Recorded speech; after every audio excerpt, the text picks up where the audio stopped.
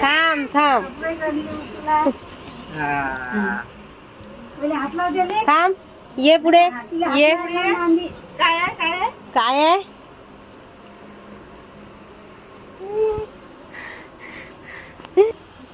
चालेल का? ही माझ्या जीवनातली पहिली वेळ आहे की मी 4:30 वाजता झोपेतून उठली. तर त्याचं कारण असं की माझ्या बहिणीची सकाळचीच गाडी होती 6 वाजताची. ती तर नको म्हणत होती, टिफिन वगैरे काही करू नको आणि एवढ्या काही सकाळी उठू नको. पण एवढा लांबचा प्रवास आहे म्हटल्यानंतर मी पण कसं तिला बिना टिफिनचं पाठवणार, म्हणून दोघी पटकन उठलो आणि मी मुगाची डाळ केली आणि जाऊन चपात्या. हिमांशू सोबत जाणार नव्हता. हिमांशू म्हणजे माझ्या मोठ्या बहिणीचा मुलगा, जो आता इथेच थांबणार काही दिवस. उन्हाळ्याच्या सुट्ट्या आहेत, तर फक्त माझी बहीण मुलगी ह्या दोघीच जाणार होत्या. तर दोघींसाठी पटकन टिफिन तयार केला. उठल्यानंतर मला थोडे थोडे दुलके पण येत होते, कारण एवढी सवयच नाही आहे उठायची लवकर. बघता बघता 5:30 वाजले आणि त्यांची तयारी झाली. पॅकिंग वगैरे त्यांनी काल रात्रीच करून घेतलेली होती. मीनू इथे तिचा टिफिन भरून घेत आहे. जात असताना माझी मोठी बहीण माझ्या सासू सासऱ्यांच्या, माझ्या आईच्या नेहमीच पाया पडते. मुलीची तर अजिबातच जायची इच्छा नव्हती. बाहेर येऊन आज मी बाहेरचं वातावरण बघितलं. एवढं छान वाटत होतं ना, एकदम ढगाळ वातावरण झालेलं आणि गार वारा सुटलेला. एवढ्या सकाळी त्यांना रिक्षा भेटणार नाही भेटणार म्हणून म्हटलं यांना आपल्या कारने सोडून द्या. बिट्टूच्या पप्पांनी गाडी काढली आणि सोबत हिमांशू सुद्धा गेला होता. म्हटलं जा सोडायला. ती जात असताना आम्ही सर्वच इमोशनल झालो. आई, मी, मीनू आणि ती सुद्धा. 6 वाजता त्या निघून गेल्यानंतर मी काय केलं असेल, मी डायरेक्ट येऊन झोपली. तर डायरेक्ट उठली मी 9 वाजता. उठल्यानंतर कोमट पाणी केलं 1 ग्लास. शांततेत ते पिऊन घेतलं. आज एवढ्या लेट उठल्यामुळे एक्सरसाइज तर काही होणार नव्हती. मग डायरेक्ट चहा ठेवला आणि चहा घेतला. सोबतच 2 ब्रेड देखील खाल्ल्या, ज्या मी खूप मिस करत असते, कारण मी कधी कधीच ब्रेड खाते. पहिले पेटपूजा, फिर कामदूजा. नंतर चपात्या भरपूर उरलेल्या होत्या म्हणून चिवडा करून टाकला. लेट उठलं ना की स्वयंपाक करायचा माझा मूडच होत नाही, पण काय करणार, ते करावंच लागतं. ते 3-4 वेळी किचनमध्ये गोल गोल राऊंड मारल्यानंतर मला भाजीला दिसल्या सोयाबीनच्या वड्या. मग चला म्हटलं आपण पटकन सोयाबीनच्याच वड्या बनवूया. आज ना त्या गडबडीमध्ये ना मी सोयाबीनच्या वड्या ज्या फ्रायच केल्या नाही. त्यानंतर घरी टँकर आला, पाणी वर चढलं आणि मी आंघोळ करून घेतली. माझं किचनमधलं काम मी ऑलरेडी आवरून घेतलं होतं. तर जाऊबाई त्यांच्या हिशाचं काम करत होते, म्हणजे चपात्यांचं.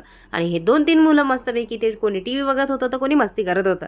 जेवण वगैरे झाल्यानंतर मी रूममध्ये आले एडिटिंग करायला. तेवढ्यात मला फोन आला की ताई तुमचं पार्सल आलं. खरं तर एवढ्या उन्हामध्ये हे लोक पार्सल घेऊन येतात. मी विचार करते की यांना ऊन लागत नाही का, कारण की आपण घराच्या बाहेरच घ्यायला जातो तर एवढं ऊन लागतं. चीटिंग कर रही है बिट्टू.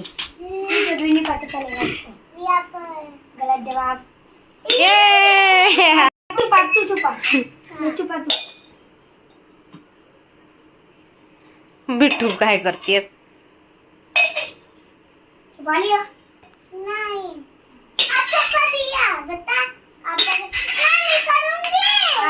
यांची चालू आहे मस्ती. यांच्यासाठी काहीतरी बनवते खायला. मी विचारते, ए बिट्टू भटुरा खाशील? भटुरा खायला बिट्टू, भटुरा खाशील? भटुरा खाशील? चला मग आता भटुराच बनवते. कालचं ना पीठ होतं त्याचं बरंच, त्याचे भटुरे करून देते या मुलांना. तर आता मी त्यांना देते भटुरे तळून.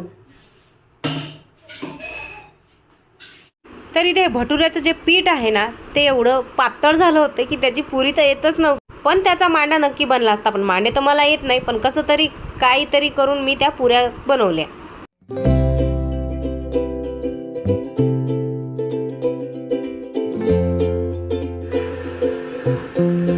माझ्या स्वयंपाकाची तयारी. इथे डाळ टाकली आहे, इथे भात आणि इथे बिट्टूसाठी चालू आहे पराठा.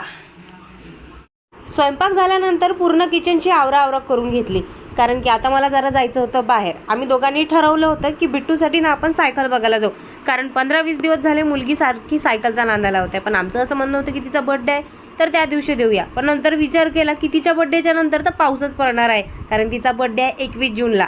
मग ती सायकल कधी चालवणार, म्हणून म्हटलं बघूया, आपल्या बजेटात असली तर आपण घेऊन टाकू आणि नसली तर 8-10 दिवसांनी घेऊया, असा आमचा विचार होता. ते आल्यानंतर मी पटकन इथे तयारी करून घेतली आणि हे 2-3 माझे जे पांढरे केस झाले ते पण बघत होती. आता काय करणार, त्याला डाय तर मी लावत नाही. जीन्स टी शर्ट घालून मी तयार झाली.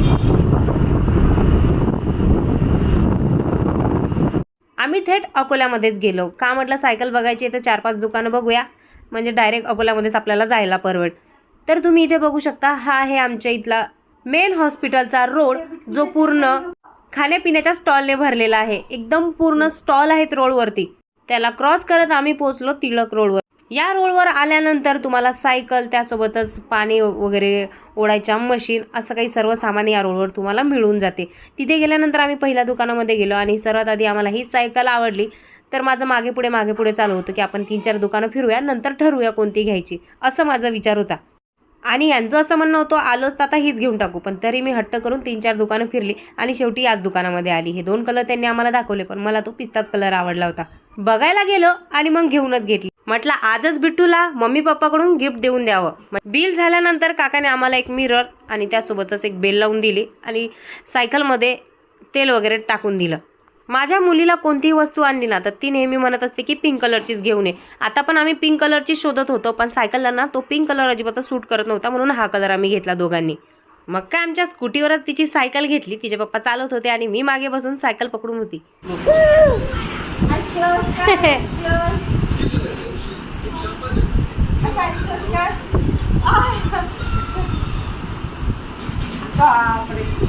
बिट्टूच्या पप्पाची अशी इच्छा होती की बिट्टूला मी मस्त प्रॉपर पैकी सरप्राईज देणार, तिच्या डोळ्याला पट्टी वगैरे बांधणार आणि मग तिला सायकल दाखवणार.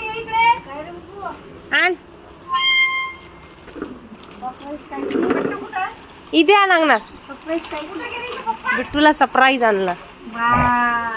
डोळ्याला पट्टी बांधल्यानंतर तर ती खूप घाबरत होती. लगेच आतमध्ये गेल्यानंतर काढलं, पण तिचे पप्पा म्हणत होते थांब, मी आहे तुझ्याजवळ, घाबरू नकोस.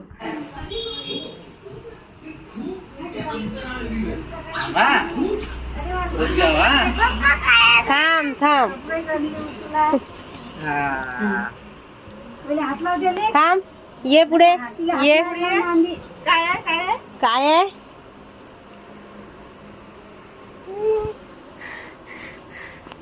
काय आहे? छान आहे का? वाटत बघ इकडे, बघ इकडे माझा फोटो काढू. ये चला, मार बँडल जोरात. पडत नाही तू, मार. हा चला, जोरात मार तू. पायात ताकद ठेव ना. पकडून ठेवून चालवायची. तू ब्रेक पकडण्याची ब्रेक. मम्मा पिंक पिंक कलर काही चांगला दिसत नव्हता. सायकल चांगली आहे मम्मी, पण तू पिंक कलर आणायचा होता, असं माझ्या मुलीचं म्हणणं होतं. मी तुम्हाला सुरुवातीला सांगितलंच ना, तिला पिंकच कलर खूप आवडतो. परत घे. Very good. सर्व 5 ठिकाणी हात दिला. 1 2 5. बस. टिक्का पूजा करण्याची खूप आवड आहे माझ्या बिट्टूला. मस्त तिच्या सायकलची तिने पूजा पण केली. आले वा.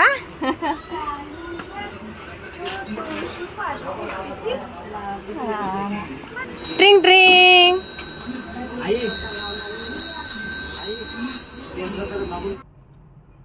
एवढी थकली आहे ना मी, माझा चेहरा पण फेस वॉश करायची ताकद नाही आहे.